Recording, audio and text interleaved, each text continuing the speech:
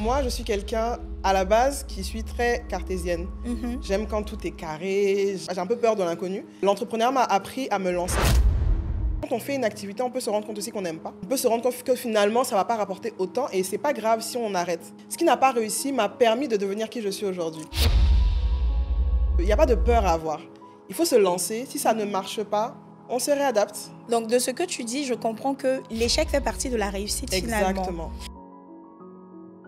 Quand tu sais tirer les bonnes leçons de ce qui n'a pas marché, tu ne refais plus ces erreurs-là. Et ça te permet de devenir une meilleure personne. Les personnes qui n'ont pas confiance en elles, c'est parce qu'on ne leur a pas souvent dit « tu es belle, tu peux le faire, tu peux y arriver ». Donc je vais simplement l'encourager en lui disant « toi aussi tu peux le faire ». À force d'entendre quelque chose, ça devient ta vérité. Yeah. Le vision board pour moi c'est très important. J'en avais pas avant et il y a peut-être 4-5 ans j'ai commencé à le faire et je me suis rendu compte que tout ce qu'on écrit finit par arriver. Yes.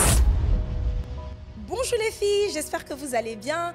Aujourd'hui, nous avons le plaisir d'accueillir une femme qui incarne la détermination, l'ambition et l'excellence. Une femme qui a osé se réinventer, bâtir plusieurs entreprises et qui inspire aujourd'hui d'autres femmes à faire de même. Elvira Bakayoko, c'est avant tout une entrepreneure passionnée qui a su imposer sa vision entre l'Afrique et l'Europe. Elle est la fondatrice de Keila Beauté, une entreprise spécialisée dans l'esthétique et le bien-être avec des implantations à Paris et à Abidjan. Mais son ambition ne s'arrête pas là, elle est aussi formatrice, transmettant son expertise à celles et ceux qui veulent exceller dans l'univers de la beauté et aussi de l'entrepreneuriat. Son objectif, c'est de donner aux femmes les clés pour développer leur propre activité et prendre confiance en elles. En parallèle, elle est organisatrice d'événements avec sa structure EG Event, un véritable levier pour accompagner les professionnels et les entreprises dans la création d'expériences inoubliables.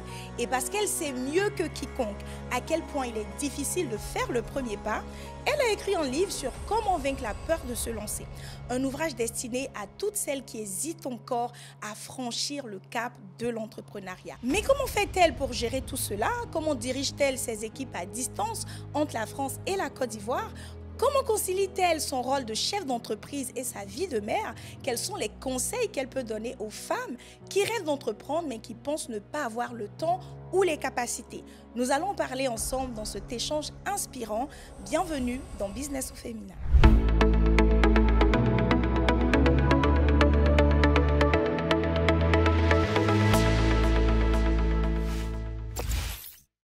Elvira, bonjour. Bonjour Esther. Comment tu vas? Ça va très bien. Ah, tu es toute belle. Merci, comme ça en rose. Toi pareil. Alors, bienvenue sur le plateau de Business au féminin. Alors ici, on parle de parcours de femmes inspirantes et c'est un honneur pour nous de te recevoir. Merci d'avoir accepté l'invitation. Merci à vous pour l'invitation. Alors les filles, je vous dis tout de suite, c'est ambiance décontractée. La petite causerie au salon, mais on va apprendre tellement de leçons.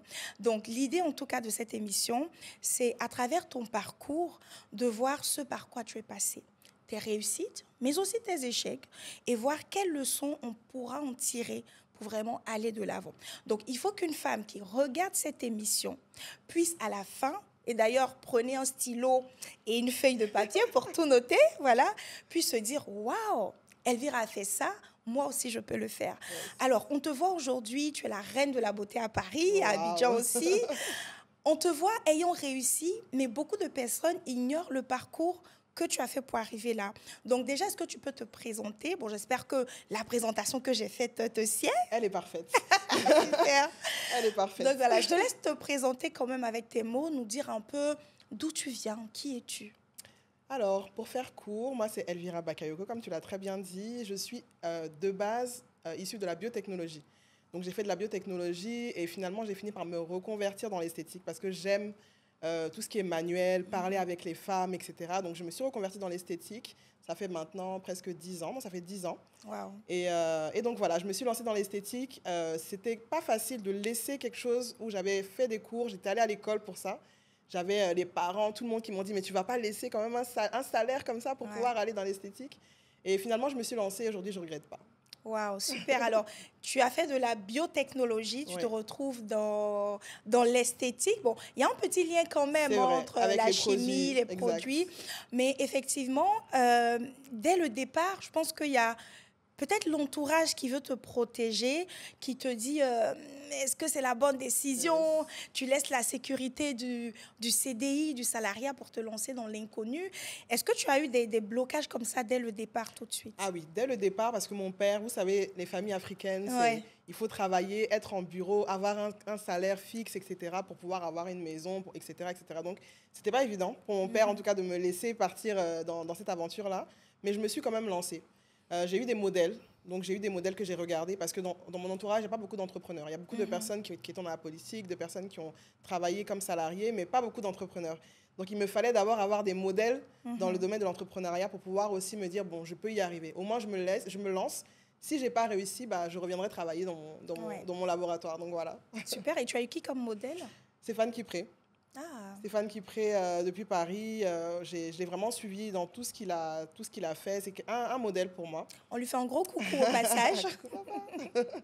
Donc voilà, ça a été un modèle pour moi. Il y a eu d'autres personnes inspirantes comme ça que j'ai regardées. Et je me suis dit, bon, si eux, ils y arrivent, pourquoi moi, je n'y arriverai pas?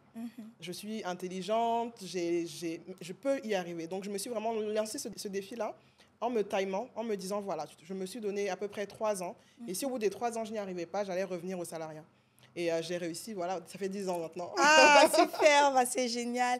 Et tu vois, il y a ce moment-là où tu es dans le salariat, tu sens qu'il y a un truc qui ne va plus là. Tu sais, ça Exact. boue en toi et il y a ce temps-là qui vient où il y a ce switch-là. Yeah. Toi, c'est à quel moment tu as eu le déclic de te dire non, là, c'est bon, j'y vais? Alors, j'ai eu un déclic quand je me suis dit, mais en fait, je vais faire ça toute ma vie. Et je me voyais vraiment pas faire une carrière, genre encore 4 ans dans le même laboratoire avec les mêmes collègues. Et encore, j'allais changer, mais ça allait être le même environnement. Moi, je suis quelqu'un qui aime vraiment le contact avec les gens. J'aime parler, j'aime échanger, j'aime partager. Donc, je me suis dit, bon, je me voyais plus faire ça toute ma vie. Donc, quand le matin, je me levais avec cette boule au ventre, je me suis dit, non, je ne veux pas passer la moitié de ma journée dans un endroit où je ne suis pas forcément épanouie. Donc, à ce moment-là, j'ai commencé déjà à regarder un petit peu les formations autour. Et du coup, toi, parce qu'il y a plusieurs modèles. Hein. Oui. Il y en a qui se lancent dans le vide, qui lâchent tout, qui font le grand saut. Bon, moi, je ne suis pas forcément partisane de ça. Il y en a qui font les deux en parallèle et après, qui laissent l'autre côté. Toi, ça a été quoi ton Alors, modèle? tu verras qu'on a à peu près le même parcours. Moi, je ne me suis pas lancée directement. J'ai commencé doucement. Je faisais mes formations à côté, je travaillais à côté. Au début, c'était dur parce que ça me faisait de grandes journées. Ouais. Donc, tu commences le travail à 8-9 heures, tu finis à 17-18 heures. Et ensuite, j'avais mes formations, il fallait que je suive mes cours, etc. Donc, c'était long. Au départ, c'était hyper long, c'était dur, c'était fatigant. Mais quand je me suis rendu compte que je gagnais autant de revenus avec mon activité entrepreneuriale que mon activité salariale. La partie qui commence à intéresser. Je me suis dit, bon, on va continuer comme ça encore 6 mois. Et si je gagne mieux, bah, j'arrêterai. Et quand j'ai vu que j'ai réussi à doubler mon salaire, j'ai dit, bon, écoutez, on va s'arrêter là. Et voilà, je me suis lancée. Non, mais c'est super ce que tu dis. J'en profite en même temps parce que, en tant que femme, Oui.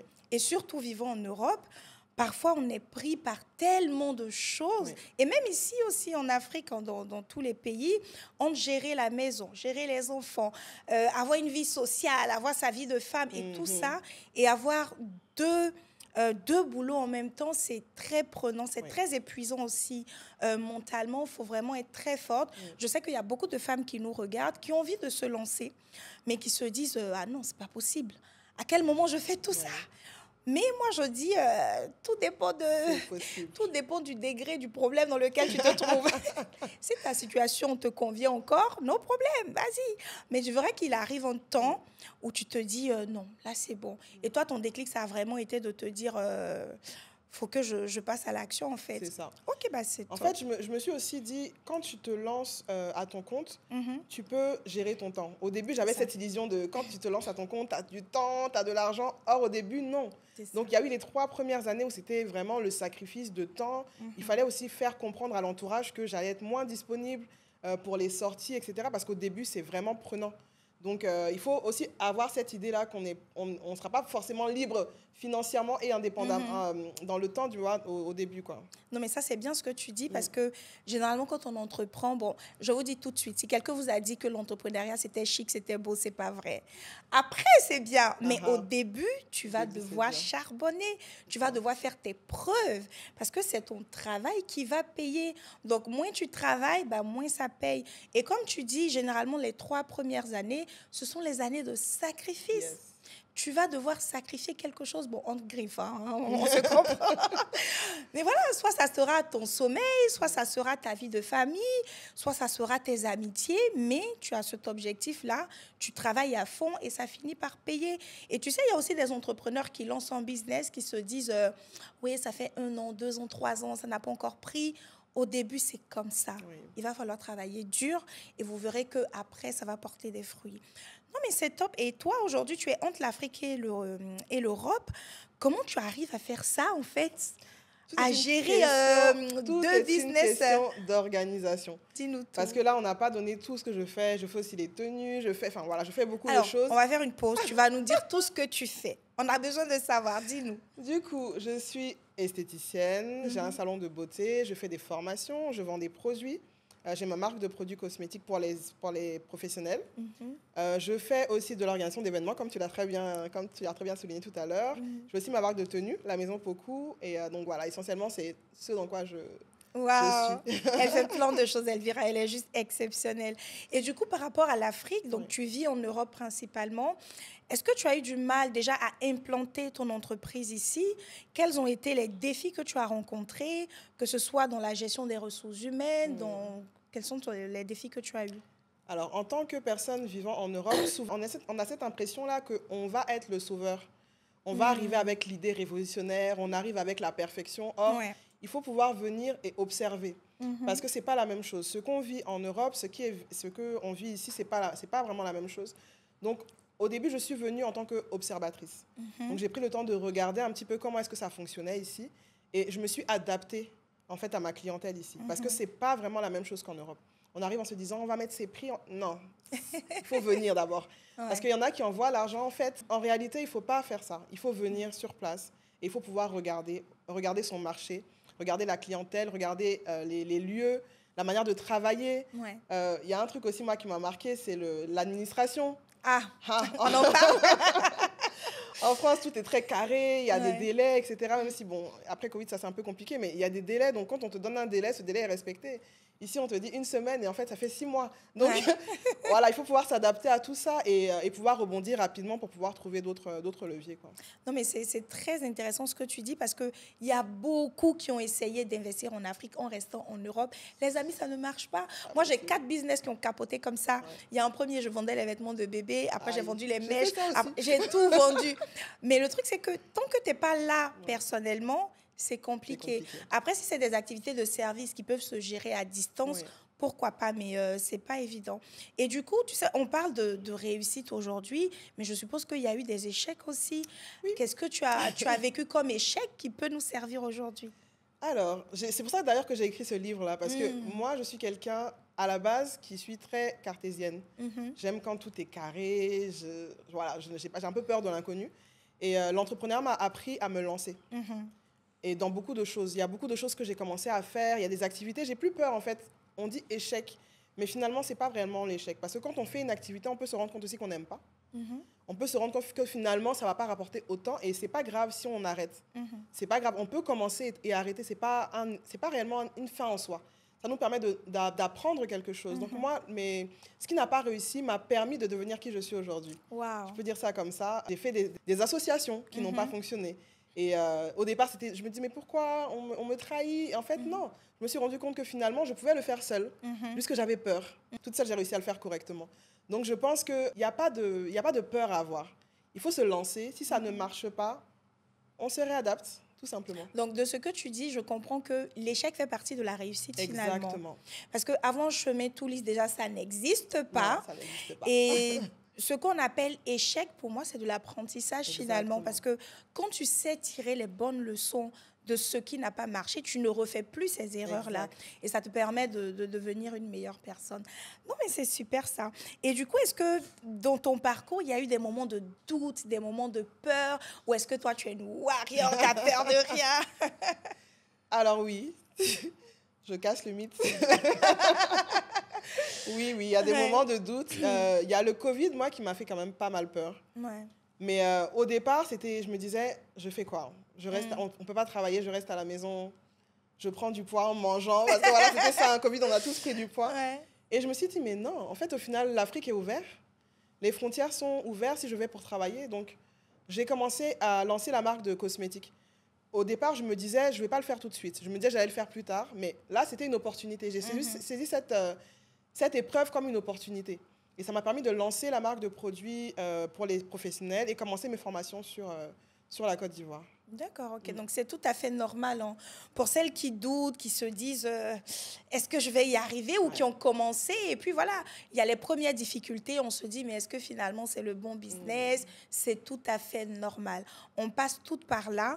Et aujourd'hui, tout ce qu'Elvira a bâti, il y a eu quand même des moments de doute, mais elle ne s'est pas laissée abattre par ses doutes. Elle ne s'est pas dit, bon, comme c'est compliqué, finalement, je mets de côté, elle a persévéré et aujourd'hui, ça paye.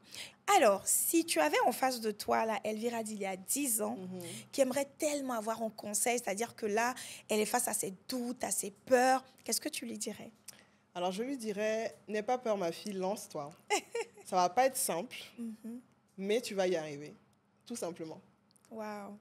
Non, mais c'est super parce que je pense qu'il y a beaucoup d'Elvira d'il y a 10 ans, de Sabine il y a 10 ans qui sont en train de suivre cette émission et qui ont aussi des doutes, qui ont aussi peur. Bah, Elvira vous dit, lancez-vous. Ça ne va pas être simple. C'est bien d'être transparent avec les gens. L'entrepreneuriat, ce n'est pas de la rigolade, hein, sincèrement. Autant ça marche bien quand tu fais bien les choses, mais c'est aussi du stress. Il faut être passionné pour le faire. Donc, les doutes, il y en a, mais n'aie pas peur. Lance-toi. Et si jamais ça ne marche pas, ce n'est pas grave. Au moins, tu auras essayé, tu auras appris et ça te permettra d'avancer. Alors, voyons maintenant un autre aspect qui rejoint un peu les doutes, la peur. Il y a des femmes qui n'ont pas confiance en elles, mais vraiment, et qui pourtant ont un potentiel énorme. Qu'est-ce que tu as envie de dire à une femme qui regarde aujourd'hui et qui se dit, oui, mais c'est parce que c'est Elvira, c'est parce que c'est Esther, nanani, nanana. Qu'est-ce que tu peux lui dire aujourd'hui pour qu'elle puisse reprendre confiance en elle? Pour cette personne qui a besoin de confiance en elle, je lui dirais, tu peux le faire. Ça, c'est un mot qu'on ne nous dit pas souvent. Et les personnes qui n'ont pas confiance en elles, c'est parce qu'on ne leur a pas souvent dit, tu es belle, tu peux le faire, tu peux y arriver. Donc, je vais simplement l'encourager en lui disant, toi aussi, tu peux le faire. Parce qu'il n'y a pas de... Moi aussi, j'étais une personne qui était très timide, très réservée. Si aujourd'hui, je suis sur ce plateau, en train de parler devant des caméras, c'est que vraiment... c'est possible. C'est possible. Non, mais c'est vrai ce que tu dis parce que à force d'entendre quelque chose, ça devient ta vérité. Donc, si on te dit que tu es nulle, que tu ne vas pas y arriver, tu es une bonne à rien, tu n'es pas belle, et même ça, ça influence très négativement. Dis-toi, bah, n'attends pas que quelqu'un vienne te le dire. Prends des petits post-it là et puis tu écris sur un papier que tu vas coller, je ne sais pas, devant ton miroir ou quelque part. Et chaque matin, c'est bien les affirmations positives.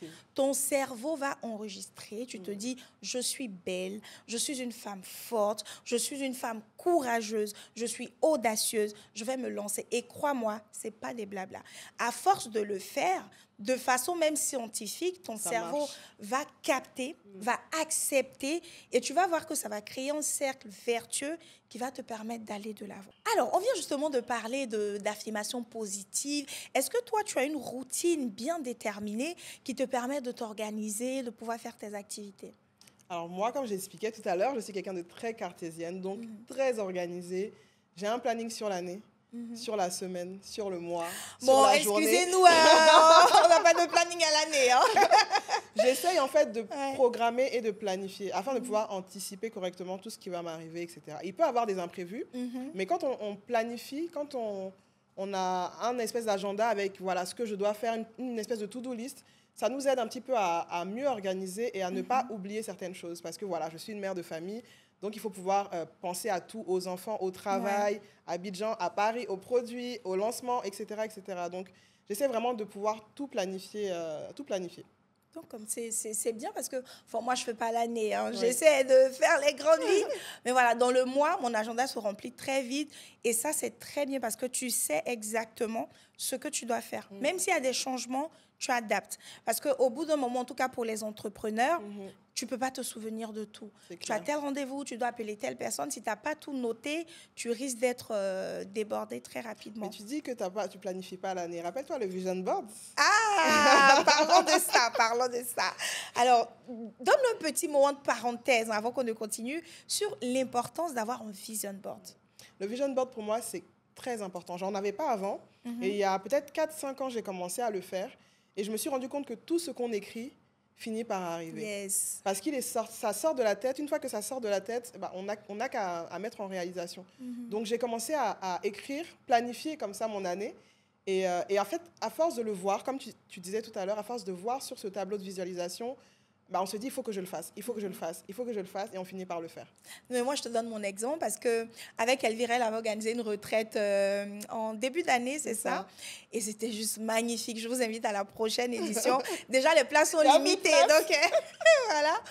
Et on se retrouve là, on parle de vision board. Tu sais, ça fait en mode, vision board, vous avez trop les trucs comme ça. Et là, on commence à le faire et tu te rends compte qu'il y a plein de choses qui ont besoin d'être exprimées, qui ont besoin d'être écrites. Exact. Et juste le fait de les écrire, ça change tout. Et moi, je me rappelle que j'avais mis la prière, que cette année, je dois prier. Et j'ai accroché quelque part. Donc, quand je prie pas le matin, quand je passe, c'est en mode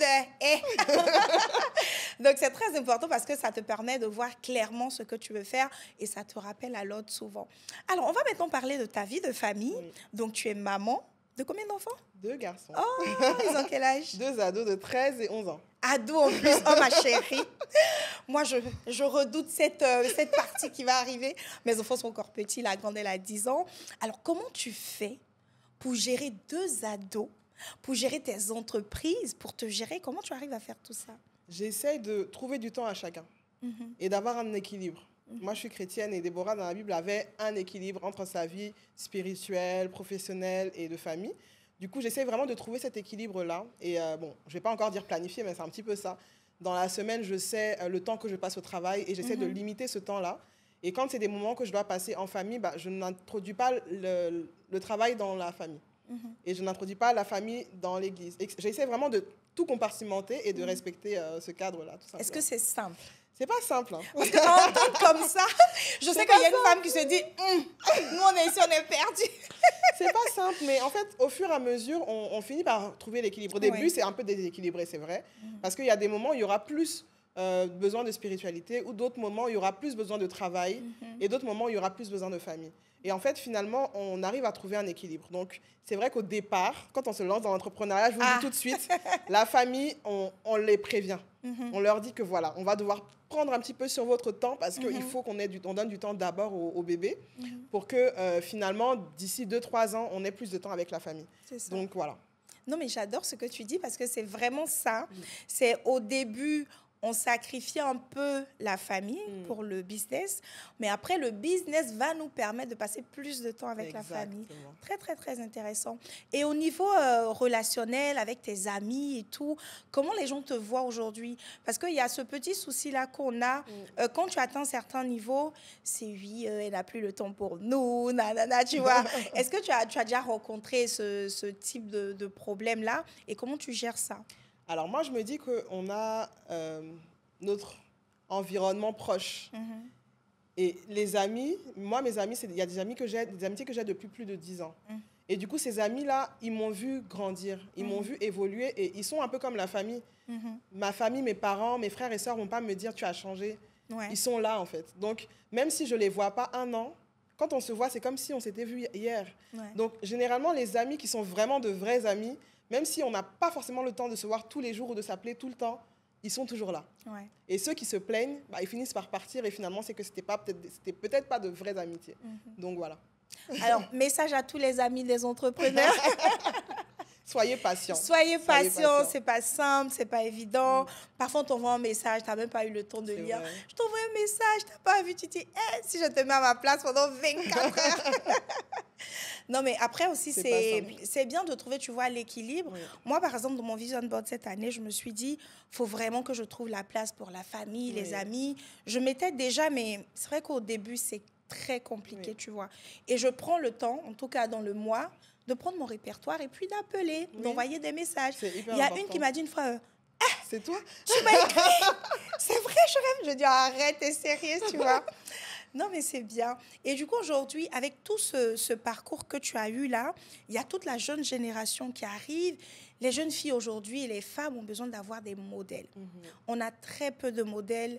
Après, personne n'est parfait, hein, mais de modèles de réussite inspirants, impactants. Qu'est-ce que toi, tu prévois aujourd'hui pour ces femmes, pour ces jeunes filles-là, pour les tirer vers le haut comme toi? Alors moi, j'aime beaucoup la transmission. Bon, je ne suis pas vieille, hein. Mais voilà, quand je me suis lancée, je n'avais pas ces modèles-là. Aujourd'hui, on a les réseaux sociaux, donc on a un peu plus de mise en lumière sur les personnes qui se sont lancées. Et du coup, je peux regarder aussi des personnes voilà, qui ont un niveau encore plus élevé que le mien et m'inspirer de ces personnes-là. Aujourd'hui, nos jeunes générations ont l'avantage de pouvoir avoir les réseaux, comme cette émission-là, qui pourra être vue un petit peu partout et par tout le monde. Donc, j'encourage vraiment toutes ces jeunes filles à ne pas avoir peur et à se lancer. J'ai mis en place un réseau d'entrepreneurs sur Paris pour vraiment pouvoir s'aider. Parce que c'est vrai que l'entrepreneur est souvent seul. Et dans sa solitude, des fois, c'est parce que lui-même, il a peur de partager ses idées en se disant « on va me voler mon idée », etc. Ouais. Mais on a besoin d'être entouré. On a besoin d'être encouragé, on a besoin d'être aidé. Donc, c'est important de pouvoir parler, de pouvoir communiquer, de pouvoir rechercher de l'aide auprès de ceux qui se sont déjà lancés. Je suis quelqu'un qui ne suis pas du tout fermé. J'aime partager, j'aime donner. Donc, vraiment, n'ayez pas peur de demander et d'apprendre tout simplement de ceux qui ont déjà fait, pour ne pas faire les mêmes erreurs qu'ils ont fait. C'est ça. Alors, tu nous diras à la fin de l'émission comment est-ce qu'on rejoint ce club business-là. Parce qu'effectivement, c'est très important d'être entouré de personnes qui ont les mêmes challenges que toi, les mêmes défis, la même vision. Parce qu'on va y venir maintenant. Très souvent, dans notre entourage, et c'est le cas de beaucoup de femmes, il y a des gens qui te découragent. Soit c'est le mari, soit c'est les amis, pour dire toi, tu as déjà fait 10 000 business, toi, tu as échoué. Tu es encore dans quoi? Qu'est-ce que tu as ramené aujourd'hui, tu vois? Et ces femmes-là commencent à se renfermer sur elles-mêmes, elles perdent confiance. Et même quand il y a une opportunité, elles se disent, bon, peut-être que pour les autres, ça va marcher, mais pas pour moi. Quel conseil tu peux donner à une femme qui est dans un environnement, bon, je ne dirais pas toxique, hein, mais qui ne fait que la décourager? Qu'est-ce que tu peux lui dire? Déjà, il faut qu'elle puisse savoir est-ce qu'elle a son pourquoi. Parce que souvent, les femmes se lancent en se disant « je veux faire », mais il n'y a pas de pourquoi assez solide. Qu'est-ce que j'appelle un pourquoi? C'est un but, un objectif, une raison qui va te faire tenir même quand c'est chaud. Quand il n'y a pas d'argent, quand tu es malade, tu te lèves et tu le fais parce que ton pourquoi est assez important.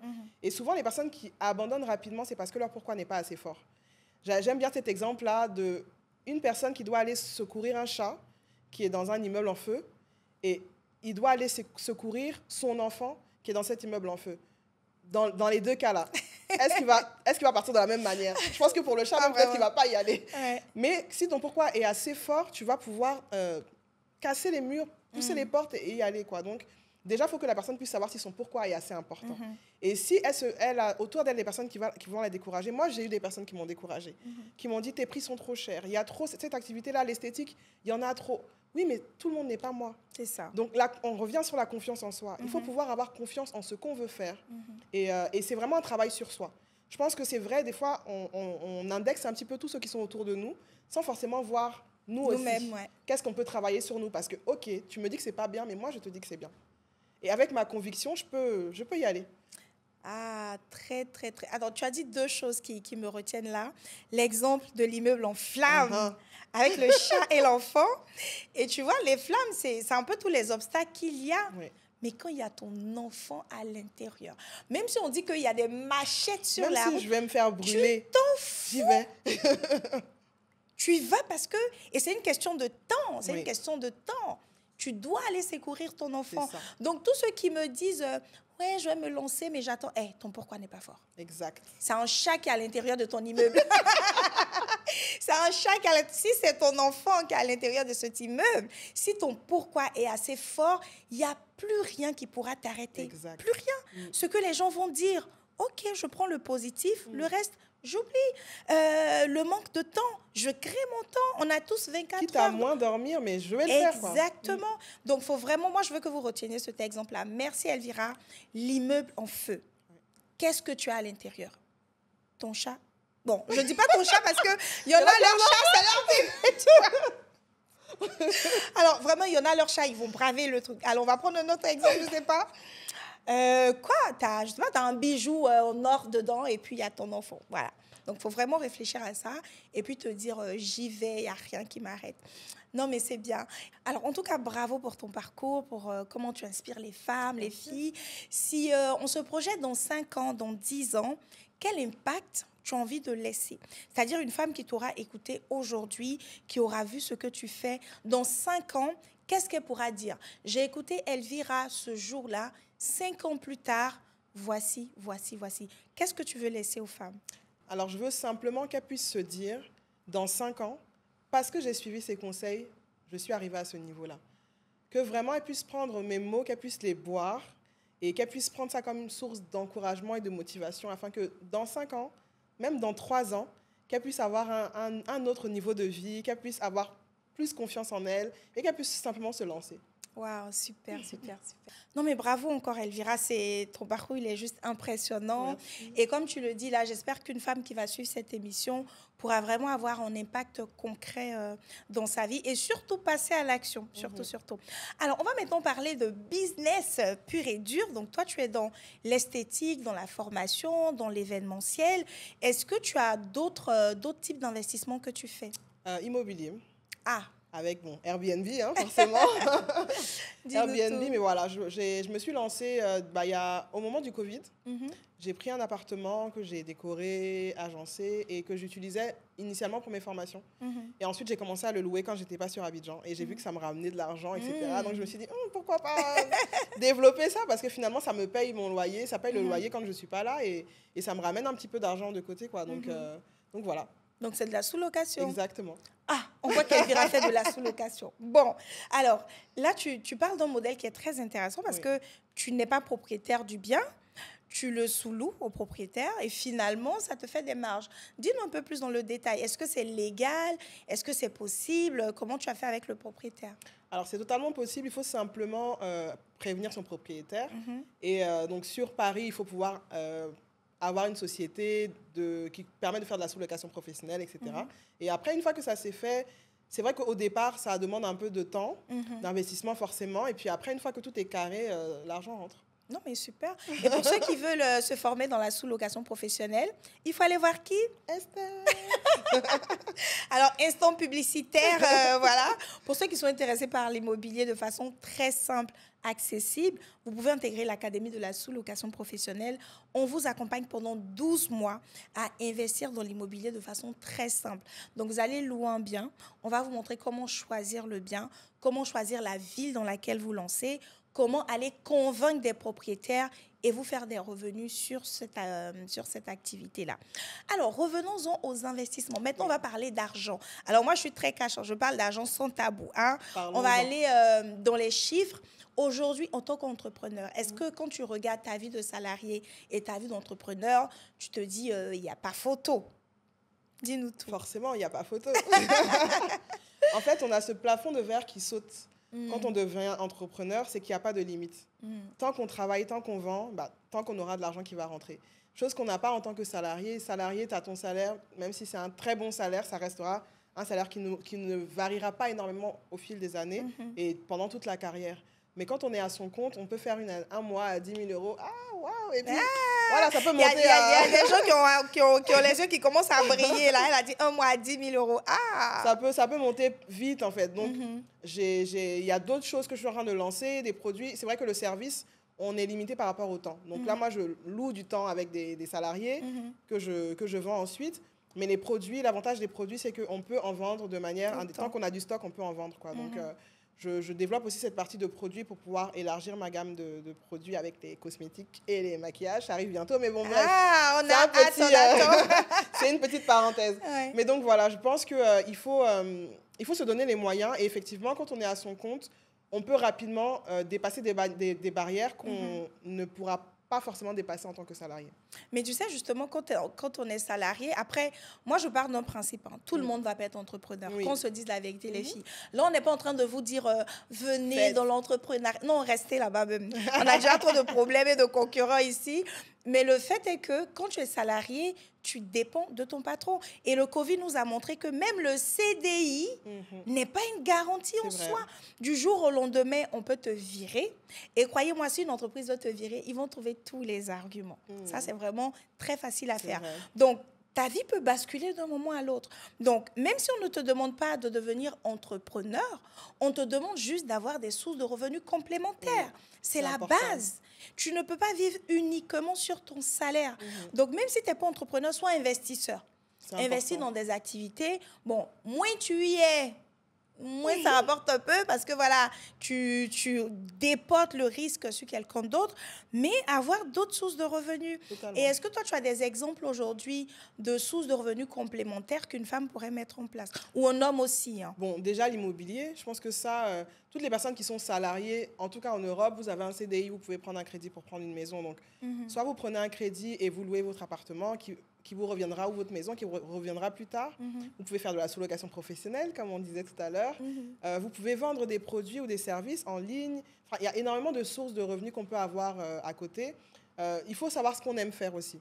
C'est vrai que généralement, quand c'est quelque chose que tu aimes, tu vas pouvoir le faire même en plus de ton activité principale. Je ne suis pas celle qui va dire laisse ton travail, va faire. Tout le monde n'est pas, comme tu disais, tout le monde n'est pas fait pour être entrepreneur. Mais on peut au moins avoir une source de revenus complémentaire parce qu'aujourd'hui, avec les crises qu'on vit, avec un salaire, ça devient très compliqué. Même avec 2 salaires, ça devient très compliqué. C'est clair. Alors, ça me fait penser à, justement, suite à la retraite. Non, mais franchement, si vous pouvez... Je pense que tu dois élargir le nombre de personnes, Elvira. C'est pas juste. Parce que les femmes qui vont regarder vont se dire... Pourquoi il n'y en a qu'une seule par an? Il faut faire plus. Wow. Il faut faire parce qu'on est ressorti tellement grandi, tellement béni. Et à la fin, on s'est assise, on s'est dit, mais pourquoi on ne montrait pas un truc? Et finalement, on s'est assis autour de la table. Je crois qu'on est quoi, 10 ou 11 femmes. Là, on s'est dit, OK, là, on va construire notre empire et tout. Mais le truc, c'est qu'on a 10, 11 cerveaux qui sont là, qui sont en train de réfléchir à un business.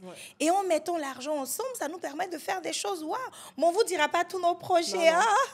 Mais le fait d'être accompagné, d'être entouré de personnes, comme on disait, qui ont le même mindset, qui ont les mêmes défis, ça change tout. Carrément. Non, mais sérieusement. Maintenant, on va parler d'un autre sujet qui concerne l'argent directement. L'argent dans le couple. Alors, il y en a qui, ça c'est un gros sujet, hein, qui disent, oui, on fait 50-50. Bon, là, je commence à m'adresser aux féministes. On fait 50-50 où monsieur apporte la plus grosse partie. Il y en a qui se disent, non, c'est mon mari qui s'occupe de moi. Moi, j'ai rien à déposer, tu vois. Qu'est-ce que tu penses de ça? Toi, tu es dans quelle école? Bon, moi, je suis l'ancienne école. Hein. Alors, quoi dans l'ancienne école? L'ancienne école, c'est-à-dire que, bon, je suis pas trop féministe. En fait, le mouvement féministe, c'est bien. Les femmes qui se sont battues pour qu'on puisse avoir des droits, de travailler, ça, il n'y a aucun souci par rapport à ça. Mais pour moi, l'homme reste le chef de la maison. Donc, il doit avoir sa place. Et nous, en tant que femmes, on vient comme une aide. Donc, on peut venir aider, faire certaines choses dans la maison, il n'y a aucun souci, mais... c'est pas la femme, même si elle gagne plus, qui doit gérer qui doit prendre le pantalon, quoi. Donc, je suis pas forcément pour cette idée-là. Donc, ne me tirez pas de balle. Ça doit être quoi le pourcentage? Nous, on veut les choses concrètes. Franchement, je ne peux même pas donner un pourcentage parce que ça dépend du mari qui est en face. Si c'est un mari capable, qui peut tout gérer, il y a plus de 50-50. Mais par contre, si c'est un mari voilà, qui se cherche, on se cherche ensemble, on doit pouvoir travailler ensemble sans forcément mettre un pourcentage. Voilà, je pense que l'homme, à sa fierté, va vouloir aussi assumer et dire, voilà, c'est moi qui paye mon loyer, qui paye mon crédit, c'est moi qui nourris ma famille. Donc, il faut le laisser prendre sa place d'homme et puis ensuite, on complète. Voilà, on est une aide. Ah, ça, c'est un vrai sujet. Hein, parce que quand on commence à parler de soumission et tout, là, on va dans notre truc, là, tu vois. Alors, moi, je suis du même avis que toi. Je pense que l'homme et la femme ont été créés par Dieu en même temps, tu vois. Mais je pense que c'est une question de responsabilité. Exactement. On ne peut pas avoir 2 chefs dans une organisation. Ce n'est pas possible. On écoute qui? Qui donne les autres? Qui fait quoi? Et quand on parle de responsabilité, ça ne veut pas dire que tu es le chef dominateur, non. C'est-à-dire que c'est toi qui as la responsabilité de nous emmener à bon port. S'il y a un problème, c'est à toi qu'on va demander. D'ailleurs, mais quand il y a un problème, on se cache derrière nos maris, tu vois. Mais la femme, je pense que la femme a un pouvoir tellement fort qu'elle ignore. Et quand c'est mal utilisé, c'est désagréable, vraiment désagréable. Donc, si toi, tu es une femme que tu es en train de te battre pour montrer que, ma chérie, il y a d'autres manières, il y a d'autres astuces. Pourquoi la bataille, pourquoi la bataille? Tu ne sais pas qui tu es. Une maison qui est bien gérée, tu vois pas que la femme est discrète comme ça, mais c'est elle qui gère tout dans le fond, tu vois. Donc, il faut savoir donner l'honneur à ton mari, lui donner la place qu'il faut. Et un homme, demander à tous les hommes, quand il est respecté, qu'il est honoré, ça coule. Bon, après, il y en a qui sont un peu bizarres. Voilà. Mais toi, tu fais ta part. Et pareil, dans les finances, après, moi, je suis en mode, chacun fait en fonction de ses possibilités. Si tu peux plus, tu fais plus. Si tu peux moins, tu fais moins. L'idée, c'est qu'on soit à l'aise, c'est qu'on soit voilà, confortable tous les deux, sans que quelqu'un ne soit lésé, en fait. Donc, du moment où il y a un qui est lésé, qui se dit « Ouais, moi, je mets trop, toi, tu ne mets pas », on essaie d'ajuster et puis on avance. Non, mais c'est super. Alors, on tire vers la fin de cette émission. Merci en tout cas d'être passé. Merci à vous pour Moi, j'ai appris énormément de choses aujourd'hui, surtout l'exemple de l'immeuble en flammes. On retient. Voilà, on a retenu. Alors, est-ce que tu as un mot pour la fin, pour des femmes qui écoutent? Déjà, merci Esther pour cette invitation. Alors, pour une femme qui regarde cette émission, je veux simplement lui dire de regarder jusqu'au bout, déjà. Donc, si tu arrives à ce moment-là, lance-toi. Ne reste pas juste à regarder une prochaine émission ou regarder autre chose. Lance-toi, prends un cahier, commence à écrire tes idées sur le papier et vas-y. Et on se reverra dans 3 ans. Tu nous donneras ton témoignage, toujours dans cette émission-là. Non, mais c'est super. En tout cas, merci beaucoup, Elvira. Je retiens de ton passage qu'il faut se lancer. Il y aura de la peur, il y aura des doutes, mais il faut aller chercher son pourquoi, qu'il soit très solide, et puis passer à l'action de façon concrète, comme tu viens de dire. Finir cette émission, ne pas switcher sur autre chose, mais noter tout ce qu'on va faire, le prochain pas qu'on va faire. Est-ce que tu vas aller créer ta page Instagram? Est-ce que tu vas appeler telle personne? Enfin, fais quelque chose, même si c'est un petit truc, mais fais-le. En tout cas, merci d'être passé sur ce plateau. On te souhaite tout le meilleur. Merci. On va prendre tes coordonnées. Pour ceux qui veulent te suivre, où est-ce qu'ils peuvent te retrouver? Ils peuvent me trouver sur Elvira Yaba Bakayoko sur les réseaux sociaux. J'ai mon livre aussi qui est disponible sur Amazon. Donc voilà, n'hésitez pas. Ok, alors on mettra tout ça dans la barre d'informations. On va regarder ton livre rapidement. Alors, j'ai commencé à le lire, j'étais bluffée, vraiment bluffée. Alors, il se lit très facilement. Je ne vais pas vous le spoiler, hein. Je vais vous laisser le lire. Il est disponible sur Amazon. Mais ce que j'ai aimé, c'est qu'à l'intérieur, on a des espaces pour prendre des notes, pour écrire. Et le titre, c'est « Surmonter la peur d'entreprendre et réussir. Les clés pour dépasser vos doutes et réussir en tant qu'entrepreneur. » Donc, toutes les femmes et les hommes aussi, hein, voilà, on ne vous a pas oublié, mes femmes, qui veulent se lancer mais qui ont peur. Tu as une idée, tu te dis, est-ce que c'est la bonne idée? Est-ce que je vais y arriver et tout? Il faut que tu aies ce livre-là. Donc, voilà, merci beaucoup, Elvira. Merci, et puis, on se dit à très bientôt. À très vite. Alors les filles, c'était tout pour aujourd'hui. On se retrouve dans un prochain épisode de Business au féminin. Bye. Bye.